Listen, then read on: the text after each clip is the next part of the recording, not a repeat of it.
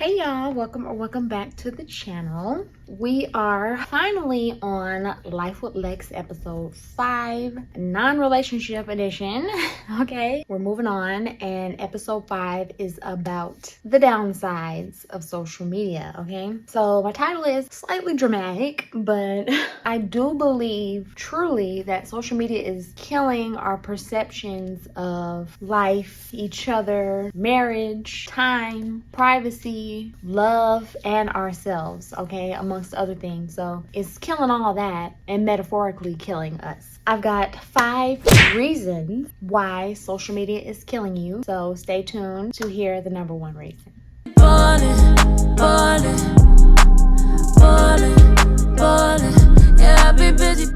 So number 4, social media is killing our perception of time. And I want to say time and privacy a little bit for this one, but especially time. And I say that because if something is not posted on social media, people believe it didn't happen or isn't happening. Okay, people that don't post their every move or every significant event that happens to them is looked at as odd or weird. And especially like public figures and celebrities, they have it bad. So I'm gonna start with me personally. I don't post any like significant information about myself or my life on social media because I feel like people are nosy. I'm a super private person, so those two things mixed together is like I have about 2,500 followers on Instagram. A very, very huge chunk of those people don't know where I live, whether I'm in a relationship or not, where I work, what I'm doing on a day-to-day basis. I don't even post on my story every day. I'll probably do it maybe 2 or 3 times a week. I'm just not super into posting what I'm doing and all that on social media. Like, I would rather post cute pictures and be done with it.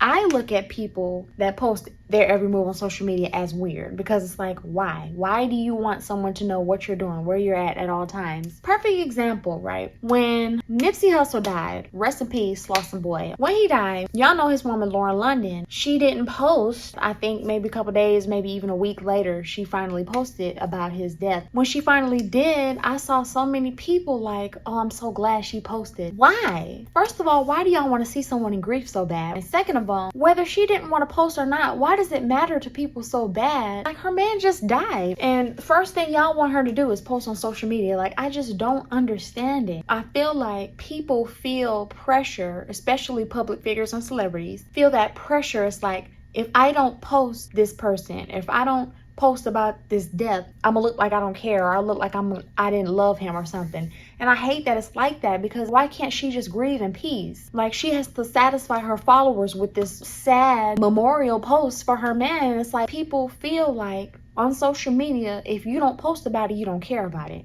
If you don't post about it, it didn't happen. But even with normal people that get married and don't post it, people that get a new job or new house and don't post about it, it's like, maybe they will further down the line, and then their followers or people they know will be like, oh, well, you didn't post about it. Why you didn't post it on Instagram? Why you didn't talk about it on Facebook? Why do I have to? Why does everything significant have to be posted on social media for it to be looked at as true? The point is, supposedly, if it's not posted on social media, it didn't happen. So, number 3, social media is killing our perception of beauty, especially in women, and how we feel about ourselves. Okay, what I like to call bought beauty is what's considered beautiful now, and a lot of women are striving to become that. Okay, so we see all these celebrities, public figures, Instagram models, whatever, unhappy with how they look for whatever reason, and they get surgery, a nose job, facelift, BBL, of course, tummy tuck, to enhance themselves. And we see these women getting all these likes and all these comments, you're so beautiful, all this attention. So we see all this, right? These women, especially young women, are looking up to these women and have this false perception of beauty as like, well, I don't look like that, or I'm not shaped like that. So in order for me to be considered beautiful, I have to be. All these normal women, beautiful in their own natural right, are going to get surgically enhanced because they feel like they have to fit the social media's beauty standard, okay? We have to love ourselves more. At this point, ladies are killing themselves for a small waist and a fat. What is the big deal of having a micro small waist and a fat?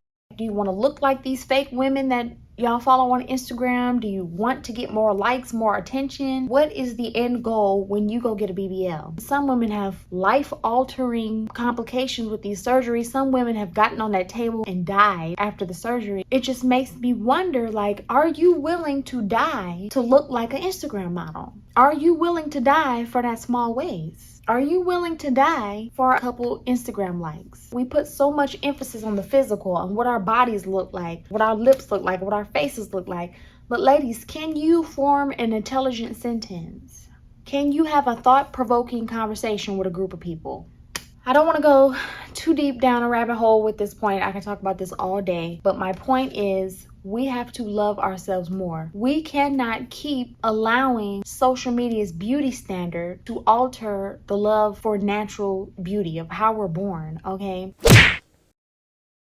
And too many women are killing themselves to achieve that, and it has to stop. So, number 2, social media is killing the perception of ourselves. Okay, how we look at ourselves, our talents. Social media is a huge contributor to imposter syndrome, okay? I'm gonna throw up the textbook definition of imposter syndrome because I can't remember it exactly, but I know that it's like when people see someone else that is great at something specific, something that they do as well, and in turn that begins to like make you doubt your own talent, skills, or whatever at that same thing, and it's got you thinking like you're a fraud, basically. Like I said, I'm gonna put up the real definition because that was mine off the top of my head. So if you do hair, makeup, if you're an artist, if you're good at helping people repair their credit, you make candles, video editing like me, if you design clothes, whatever you do, whatever you're good at, you're most likely following someone or multiple people that are veterans or experts in your field or whatever, okay? Like that's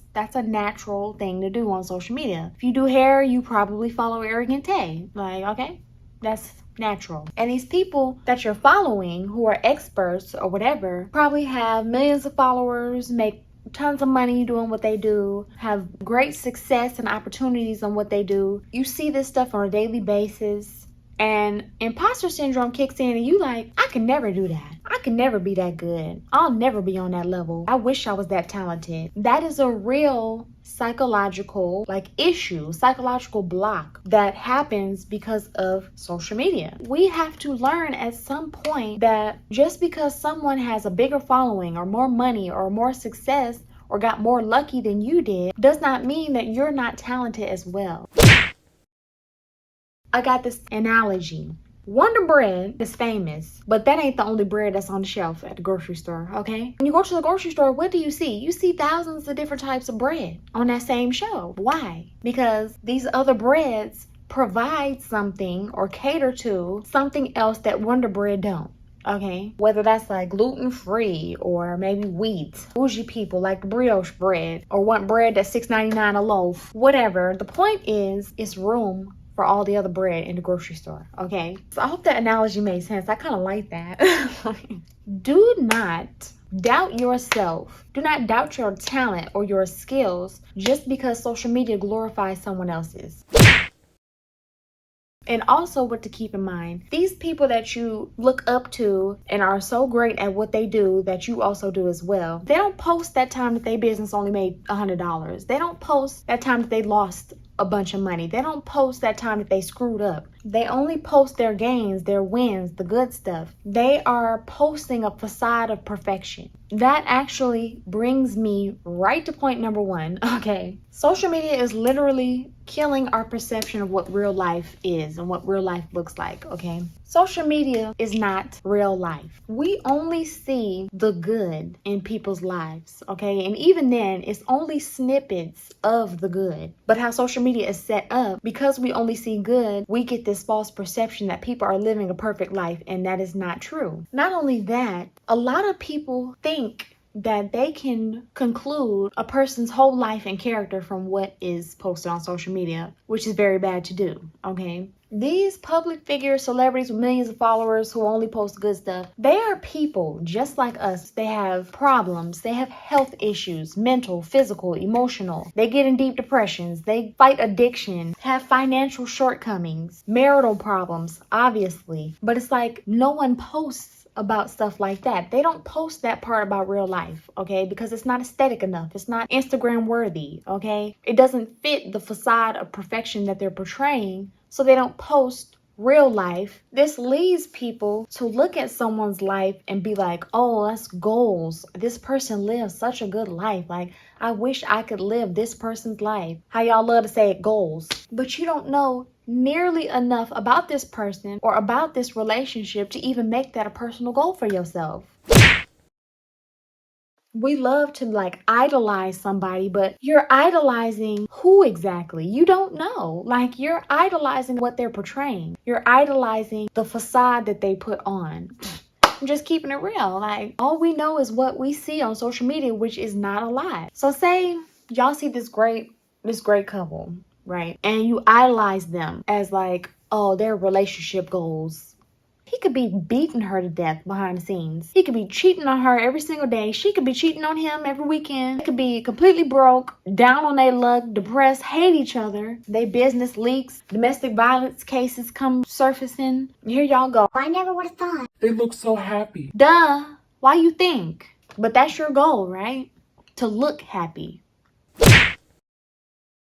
Or another one, you idolizing someone's life, okay? But they could be popping pills, crackhead, fighting addiction every single day, in a deep depression in reality. Soon as information leaks that celebrity done checked into rehab. Oh, I never would have thought. She looked so happy. Duh. This crap has the power to kill our perception of real life, what real life is like. We only know what we see. And what we see is a very small fraction of what their life is really like.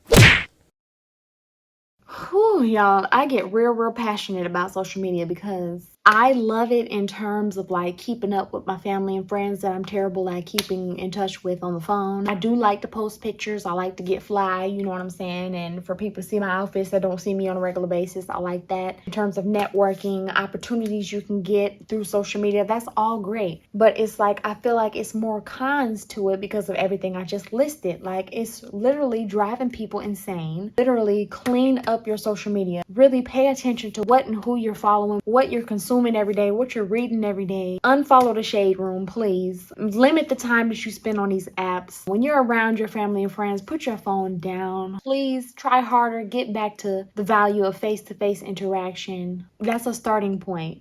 But comment something if you want. Like if you liked it. Definitely subscribe though. And I'll see y'all in the next one. Hold up, tell me what the hold up is. I'm a little spoiled, I'll be the first to admit it. I'm not used to laying low about my feelings, so tell the world.